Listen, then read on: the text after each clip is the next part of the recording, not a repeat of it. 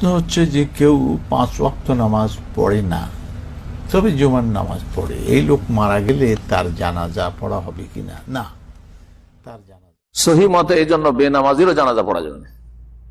ভালো করে শুনে দেখেন, সঠিক মত হচ্ছে যে বেনামাজির জানাজা পড়া যাবে না। ইমাম আবু হানিফা সহ বড় বড় আলেমরা মেজরিটি বলছেন যে বেনামাজি বা নামাজ তরক করে প্রায় তাদের নামাজ পড়া যাবে বলেই তাদের ফতোয়া। শুধু ইমাম হাম্বল থেকে শুরু করে কিছু ইমাম বলেছেন তাদের নামাজ পড়া যাবে না, তাদেরকে মুসলমানদের কবরস্থানে দাফন করতেও নিষেধ করেছেন,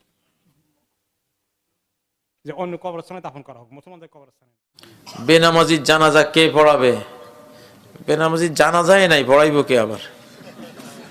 লা ইউসাল্লা আলাইহি।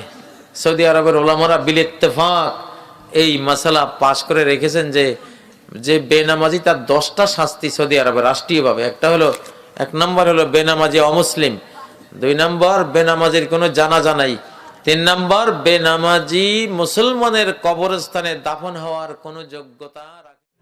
সৌদি আরবের সর্বোচ্চ ফতুয়া বোর্ড ওনারা ফতুয়া দিয়েছেন, যারা ইচ্ছাকৃতভাবে সালাত পড়ে না তাদেরকে বারবার বোঝানো হয়, বারবার নামাজের জন্য তাগিদ দেওয়া হয়, ডাকা হয়, আহ্বান করা হয়, প্রেসার দেওয়া হয়।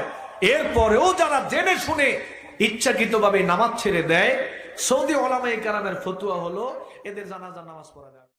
বেনামাজির জানাজা সালাত পড়া যাবে কিনা? জি না, বেনামাজির জানাজা পড়া যাবে না। যে ব্যক্তি সালাত পড়ে না ওই ব্যক্তির জানাজা সালাত পড়া যাবে না।